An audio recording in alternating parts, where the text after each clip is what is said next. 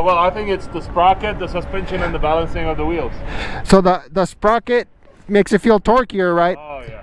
And you can keep it in lower RPMs, and it still has plenty of power. It's very smooth now. It was a little jerky back then. And then the balancing, I remember that on the dirt roads, I could see the wheels bouncing up and down, and I didn't know if that was because they were out of balance, or because of the suspension packing. We'll find out, you know. But I just did a little bit of on those trails, you know. On the way here, you took dirt? On the way, I kind of did a couple of loops, and yeah, it feels totally different. I mean, it feels so different than it was before. We changed so many things at once, though, that it's hard to tell. But I mean, everything was in the right direction, so. I think so too. I mean, it's well, good. Yeah, it's a totally different bike. I hope I tighten everything up proper.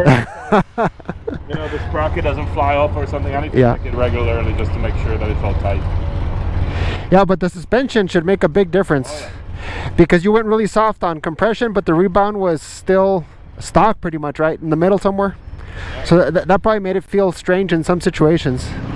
I mean, it still felt good when I took it. I mean, I still liked it, but... We will swap again. You'll see the difference now. What are you checking? Just thinking about letting some air out. What is it at? It was at 24. I'll put it down to 20. I was even thinking that 18 should be the max you should try, but 20 is probably good. Yeah. And in the front? 16. Well, there's actually... No, hold on. It might be... This adds about 2, so it's 22 and 18. We can go up that, and then you make a right towards that volcano area. The volcano area, it's that big hill, right? Yeah, it's black, it's dark. Black, yeah. So we made quite a few changes to Bo's Kove 450 rally in the last couple of days. Bo changed out the sprocket. I think he went up to 51 teeth in the back, so it should be torqueier. First gear feels pretty tall on that bike, or the gearing in general is kind of tall. And he thought he had set the suspension to full soft, but it turns out that the rebound was still pretty much at the stock value, just the compression was at full soft. So that might have been causing some suspension packing, and the rear preload was way off for his weight. It was set for a much lighter rider. We got that pretty close to where it needs to be, so that should help the rear suspension performance as well.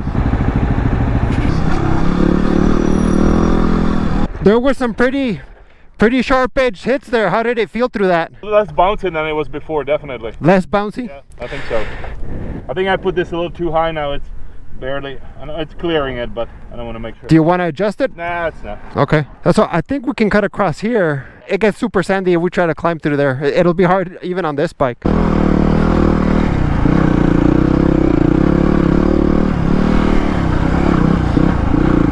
A lot of people come out shooting down here. Gotta be careful we don't end up in the line of fire. Actually, I had a friend attacked by a pit bull. His owner was out here shooting and wasn't controlling his dog very well. Well, the pit bull actually attacked his front tire, started chewing it aggressively. Yeah, he's got the better idea. I went the wrong way here.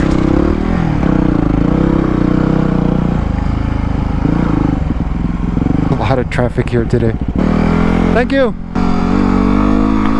This wasn't the best idea. I've never seen so much traffic out here. We should get clear of traffic here pretty soon.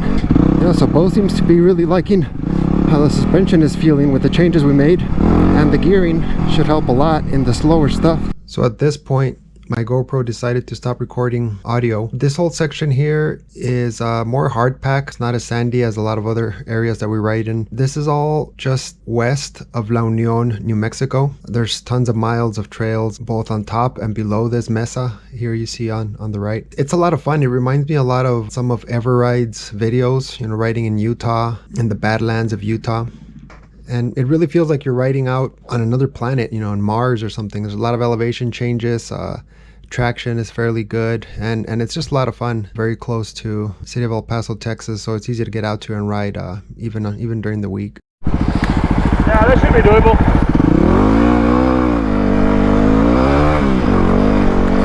Famous last words, should be doable.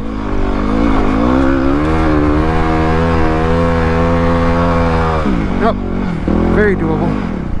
Oh.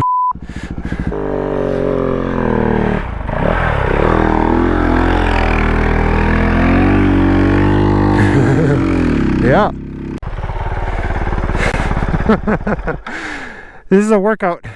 It's hard without handguards. I got into trouble because I was trying to stay away from the bush. It'll hit the brakes for you, Yeah, and then when you cross... Throw me into the center, and then I'm like over, you know, to the other side. Oh, yeah, because I cannot go through that like you do when you hit. With my enduro bike, I can easily cross over, but with this one, in the middle, it gets hairy because of the weight. Same thing, yeah, I almost laid it down over back there. Because of the tire and the weight. But there should be a way to cut left soon. Yeah. There's gonna be a ton of trails that will put us towards the airport. Like, we'll find some really cool roads. Oh, this is hard, yeah. Something better suited for these bikes. It's okay, I mean, we get through it without any big issues. It's just, I wish I had something here to fucking not get my, you know. Yeah, I'm pounding through the bushes with these. I can't. My mirror ends up like this. Keep going.